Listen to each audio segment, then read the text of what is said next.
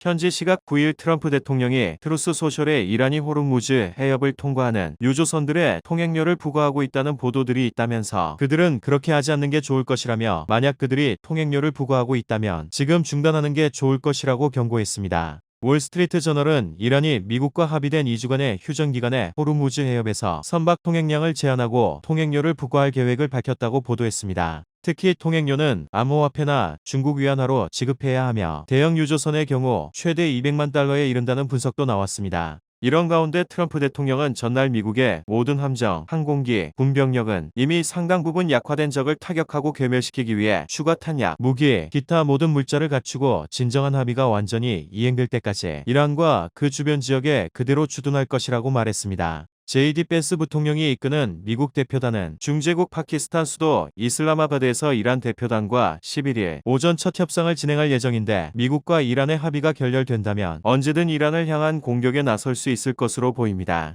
호르무즈 해협 봉쇄가 장기화될 경우 글로벌 원유 공급망에 직접적인 차질이 불가피해 유가 급등과 함께 각국 물가 상승 압력이 커질 전망입니다. 이에 따라 주요국 중앙은행의 금리 정책에도 영향을 미칠 수 있습니다. 현지 시각 9일 레바논 보건부가 이스라엘의 공습으로 인한 피해를 잠정 집계한 결과 303명이 사망하고 1150명이 부상을 입었다고 발표했습니다. 지난 3월 2일 이스라엘과 헤즈볼라 간 무력 충돌이 시작된 이후 누적 사망자는 1888명, 부상자는 6092명으로 늘었습니다. 이스라엘의 레바논 공습은 11일로 예정된 미국과 이란의 종전 협상에서 큰 변수로 작용할 것으로 예상됩니다. 이스라엘과 미국은 헤즈볼라가 있는 레바논이 휴전 대상에 포함되지 않는다고 주장하지만 이란은 레바논도 휴전 대상이라며 헤즈볼라를 제외한 협상은 의미가 없다는 입장이기 때문입니다. 베냐민 네타냐후 이스라엘 총리는 헤즈볼라 무장해제 및 평화협정 체결 등을 논의하기 위해 레바논 정부와 협상을 개시하라고 내각에 지시했으나 레바논에 대한 공세를 멈추진 않겠다는 입장을 밝힌 상태입니다.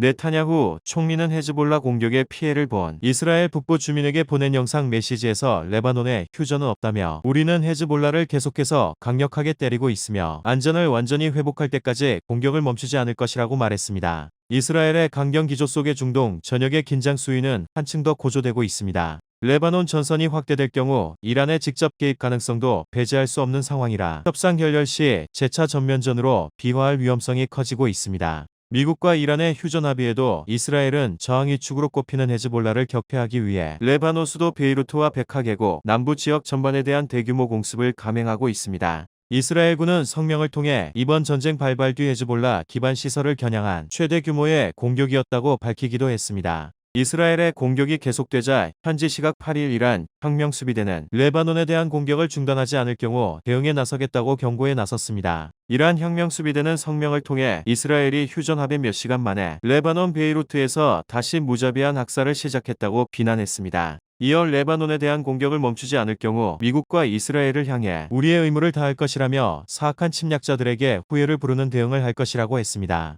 앞서 이스라엘은 미국과 이란의 2주 휴전 합의를 수용해 이란에 대한 공격을 중단했지만 헤즈볼라가 있는 레바논은 합의에 포함되지 않는다며 대대적인 공습에 나섰습니다. 레바논 보건부는 이스라엘의 공습으로 최소 112명이 사망하고 837명이 다쳤다고 전했습니다. 헤즈볼라는 성명을 통해 이번 이스라엘의 공습은 자신들의 자연적이고 합법적인 저항 및 대응 권리를 강화했으며 이스라엘에 맞서고 레바논의 안보를 지키려는 결의를 더욱 강화시킬 것이라고 밝히며 중동 전쟁이 새로운 국면에 접어드는 모습입니다. 미국이 이란의 핵심 에너지 수출 거점인 하르그섬을 전격 타격한 이후 불과 수시간 만에 양측이 휴전에 합의한 것은 단순한 군사 행동 이상의 전략적 계산이 작동한 결과로 분석됩니다. 이번 작전은 이란의 경제 동맥을 정밀하게 겨냥해 전쟁 지속 능력을 단숨에 흔드는 데 초점을 맞췄고 실제로 원유 수출의 핵심 축이 흔들리면서 이란 지도부의 판단을 바꾼 결정적 계기로 작용했습니다. 특히 트럼프 대통령은 확전이 아닌 제한된 고강도 타격을 선택함으로써 군사적 압박과 외교적 출구를 동시에 설계했다는 평가가 나옵니다. 무차별 공격이 아닌 상징성과 실효성을 모두 갖춘 목표를 단시간에 무력화하며 더 이상의 충돌 없이 협상 테이블로 나오도록 유도한 것입니다. 이는 과거 중동 분쟁에서 반복되던 장기 소모전 양상을 피하고 단기간에 주도권을 장악하는 방식으로 전개됐다는 점에서 차별화됩니다.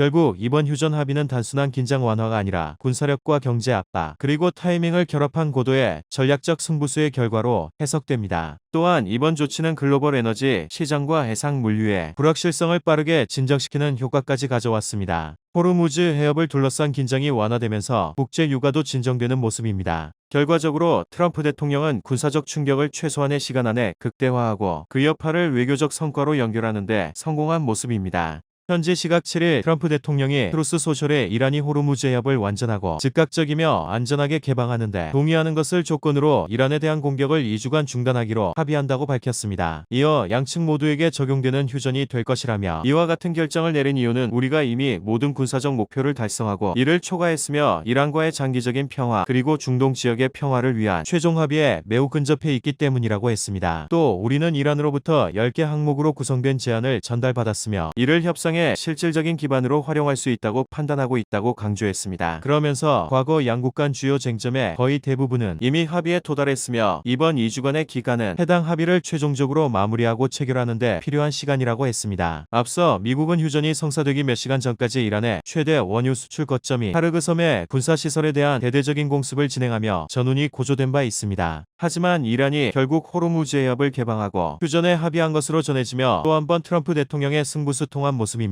현지 시각 7일 미국 매체 악시오스에 따르면 미군이 이란 최대 원유 수출 거점인 하르그 섬의 군사시설을 공격했다고 보도했습니다. 이란 반관영 메어르 통신 역시 하르그 섬이 여러 차례 공습을 받았으며 폭발음이 반복적으로 들렸다고 보도했습니다. 걸프 해역 내 이란 남부 본토 인근에 위치한 하르그 섬은 원유와 석유 제품 수출의 90% 이상을 담당하는 핵심 인프라로 꼽히는데 해당 수출 시설이 타격을 입을 경우 이란 에너지 산업 전반에 상당한 피해가 불가피할 것으로 보입니다. 도널드 트럼프 미국 대통령이 정한 합의 최종 시한을 하루 앞둔 이날 이란 곳곳의 교량과 철도 등 교통 인프라가 공습당하기 시작했다고 현지 언론들이 보도했습니다. 이란 메어르 통신은 이날 중부 이스파한주 부지사를 인용 미국과 시온주의자가 커션 지역의 야히아버드 철도 교량을 공격했다며 이 공격으로 민간인 2명이 순교하고 3명이 다쳤다고 했습니다. 이란 북서부 동아제르바이잔주에서도 주도인 타브리즈에서 북쪽으로 90km 떨어진 지점에 타브리즈 테헤란 고속도로의 발사체가 떨어져 양방향으로 통행이 중단됐습니다. 이런 가운데 트럼프 대통령은 미군의 하르그 섬 폭격 직후 오늘 밤 하나의 문명이 사라지고 다시는 돌아오지 못할 위기에 처했다며 그런 일이 일어나지 않기를 바라지만 아마도 그렇게 될 것 같다고 전하며 이란을 향한 최후의 공격에 나서는 모습입니다. 현지 시각 7일 이스라엘군은 테헤란을 포함한 이란 전역을 대상으로 대규모 공습을 실시했다고 밝혔습니다. AFP 통신에 따르면 이스라엘군은 이날 공식 텔레그램 채널을 통해 이란 태정권의 인프라 타격을 목표로 한 공습화상 공격을 완료했다고 보도했습니다.